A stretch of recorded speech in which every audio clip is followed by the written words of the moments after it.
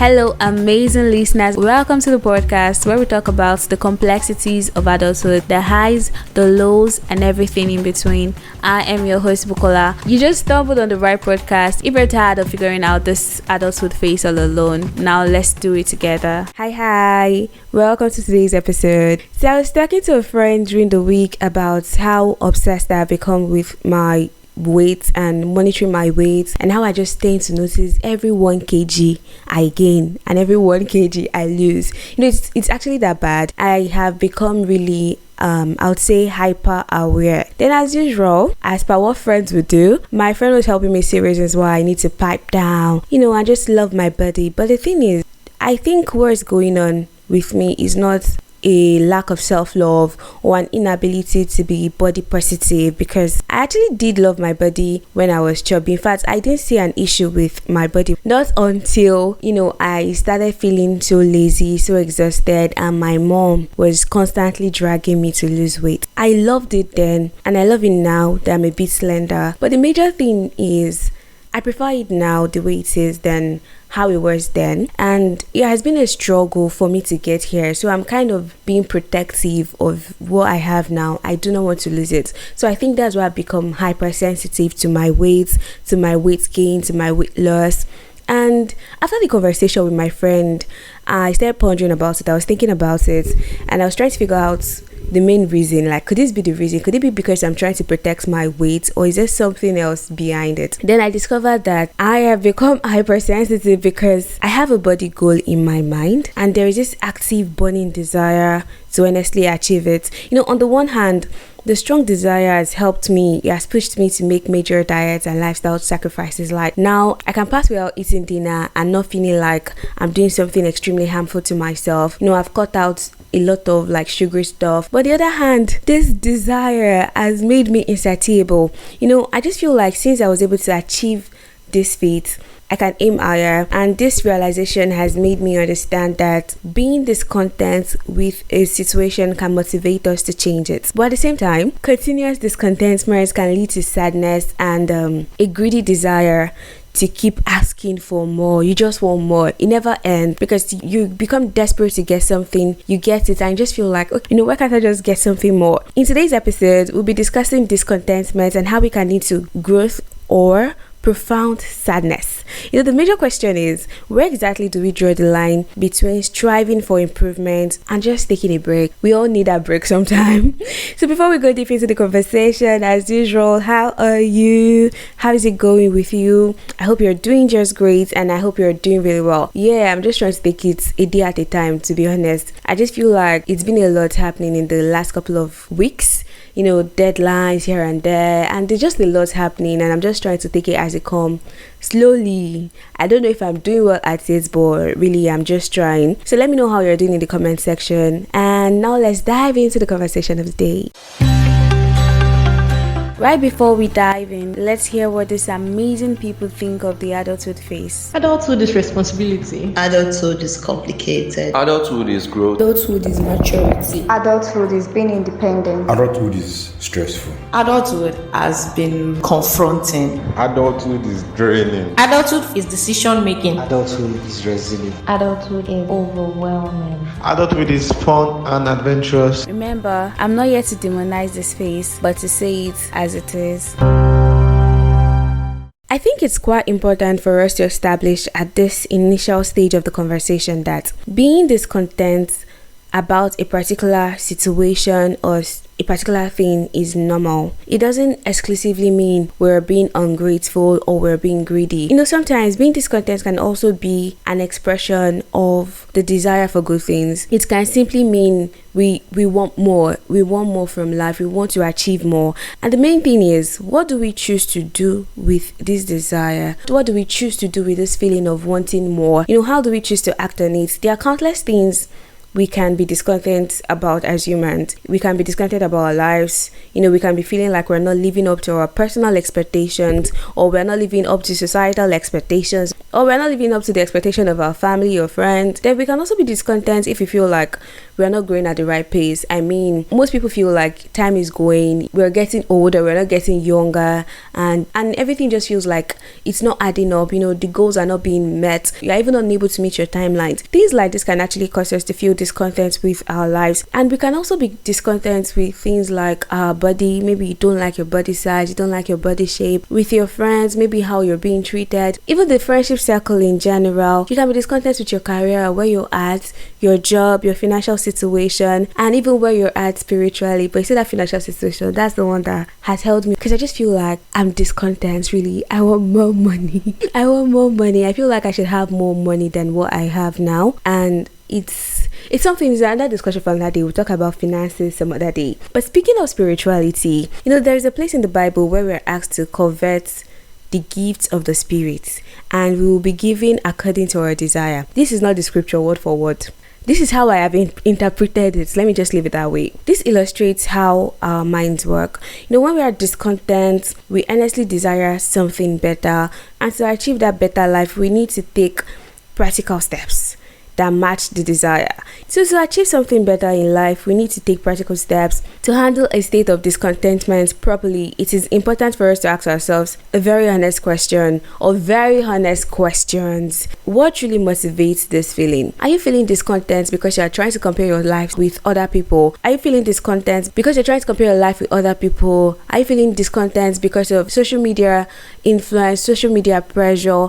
You have to understand these things and ask yourself the why, because the why would help you understand how to handle it moving forward. Then, aside from knowing what really motivates the feeling, you need to know how and what can you do to change the situation, regardless of where the pressure is coming from social media, from friends, from self. The next question should be, how do I handle this situation? What can I do to change the situation? If it is within your control, you don't like your job anymore, the next question should be, what can I do? It doesn't mean you're not grateful for the job. Nobody needs to remind you that, some people do not have a job. Like, your feeling is valid. How can you move from where you are currently to where you desire to be? If acquiring this change is within your power, if it's time to roll up your sleeves and get the work done. But if it's something that is way beyond your control, it's something you don't have power over, then you might just need to extend some grace to yourself.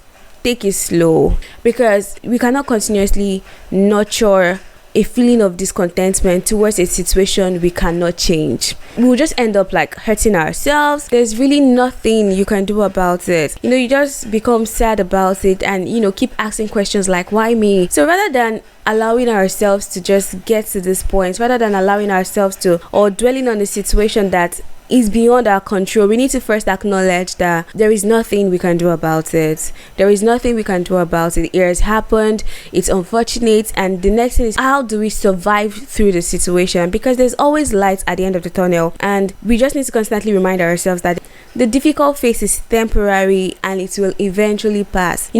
I don't know what it is, but whatever you're going through and you feel like you've done everything within your power to change it and it's not working, you just need to accept it, understand that there's nothing you can do, and find a way of finding joy and true happiness as you go through the situation. It's very hard. It's not something, it's easy to say. Let me put it like that. It's easy to say, but it's not easy for us to actually put it into practice. It all starts from the mindset. It's having this mindset and choosing to see things from a different perspective, choosing to understand that some things happen and sometimes life can be beyond our understanding.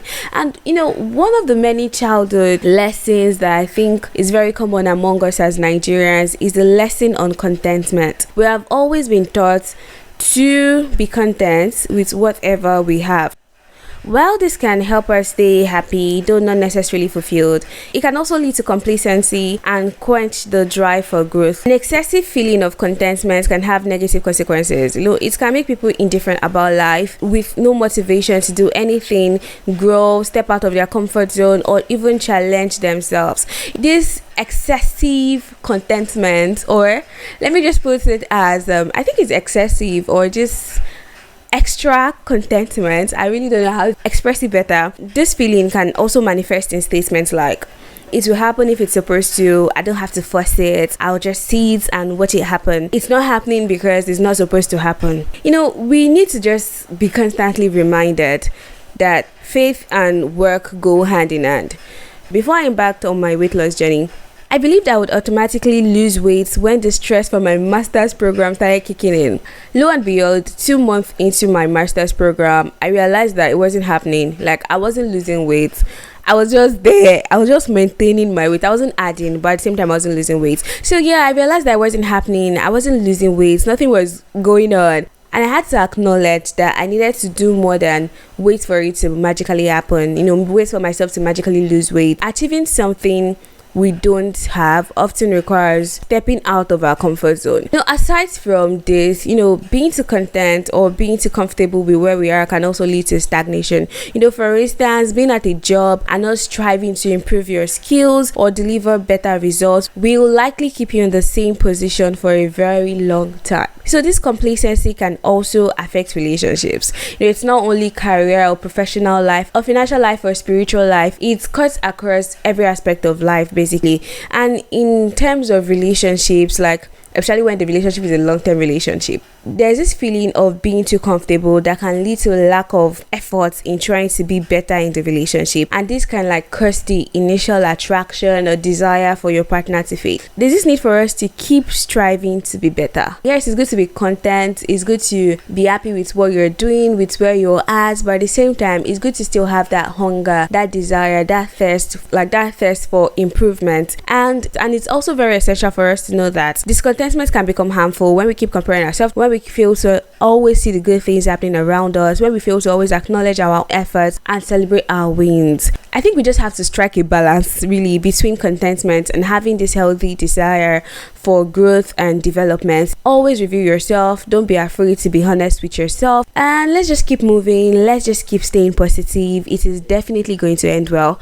But before I end the podcast, I want to read the issue we're discussing today, and I would like your insight on it. So it goes, I'm not happy. Something is missing in my life. I don't want to talk to anyone. I don't pick up the calls of my parents sometimes. I am just 24 and I feel like life has come to its end. I am getting depressed day by day. I want to live my life happily. How can I get happiness? What should I do? In a way, I think it comes from the feeling of being left behind while everyone seems to be getting things done. We often have difficulties discussing this feeling with others because they fail to understand, and they're just quick to tell us to appreciate what we have, focus on the good and leave the negative. Don't look at other people, just focus on yourself. And this is what I would tell anybody too that is actually asking me for advice on a situation like this or telling me about a situation like this. In all honesty, I think we're the only ones capable of getting ourselves out of situations like this or out of this mindset. Getting out of this mindset actually lies in our hands. We just have to decide to refocus our attention, stop being too hard on ourselves for not meeting our personal expectations, or even if it is societal expectations, and we just need to define what happiness means to us. I think sometimes we are too focused on what happiness looks like and we fail to see what happiness truly is. You just have this feeling that happiness is supposed to come from having a stable job, having your finances in check, having a great family, and you just fail to see what happiness truly means to you, because at the end of the day you might actually have all those things and not still feel genuinely happy. So I think we need to look within. This person needs to look within and find what happiness truly means, to pass this phase, to get over this situation. This is my 2 cents on how to navigate this. So if you have more advice for this person on how the issue or this situation can be navigated, please feel free to drop your comment and I'll be looking forward to it. Also, for people listening on Spotify, there's good news. Now on Spotify, you can drop your comments and they can now be published. Yay! So don't forget to drop your comments on Spotify, rate the podcast. If you're listening on YouTube, please like, share, subscribe. Thank you so much. Bye for now. Till next week. Take care and remember to stay positive. Thanks for listening. Catch you on the next episode. Do not forget to live every moment and leave no room for regrets. Remember to follow this channel so you get notification whenever I drop a new episode. Thank you. Bye.